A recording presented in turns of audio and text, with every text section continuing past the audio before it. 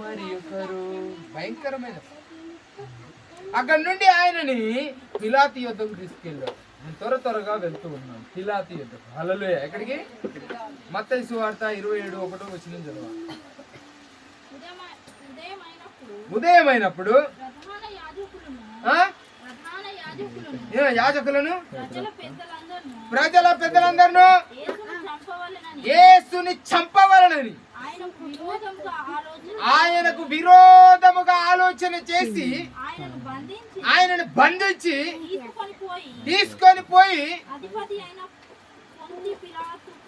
అధిపతి అయిన పోతి పిలాతు అప్పగించేది. హల్లెలూయా. ఎక్కడ అప్పగించారమ్మా? పిలాతు దగ్గర అప్పగించారు. పిలాతు మహాఘోరమైన వ్యక్తి. హల్లెలూయా. చూసావా, ఊర్లో పంచాయతీ అయిపోయింది, వినలేదు. ఆయన సర్పంచ్ దగ్గర తెచ్చారు, ఆడ కాలేదు. ఆ నుండి ఎడికి తెచ్చారు? పోలీస్ స్టేషన్ తెచ్చారు, అక్కడ కాలేదు. ఇప్పుడు ఎడికి వచ్చారు? కోర్టుకు వచ్చారు. హల్లెలూయా.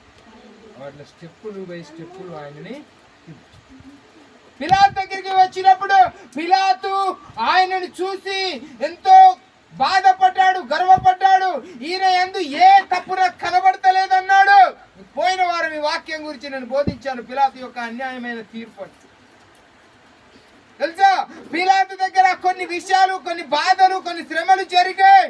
అక్కడి నుంచి కొట్టి తిట్టి మళ్ళీ తీసుకొని పోయారు. ఎక్కడికి వచ్చి తెలుసా? మళ్ళా హేరోదు దగ్గరికి వచ్చి.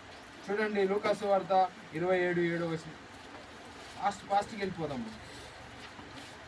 లూకా సువార్త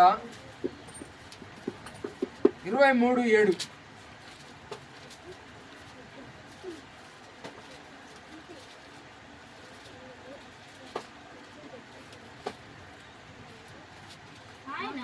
ఇట్లా ఫోటో అధికారం కింద ఉన్న ప్రదేశపు వాడని తెలుసుకొని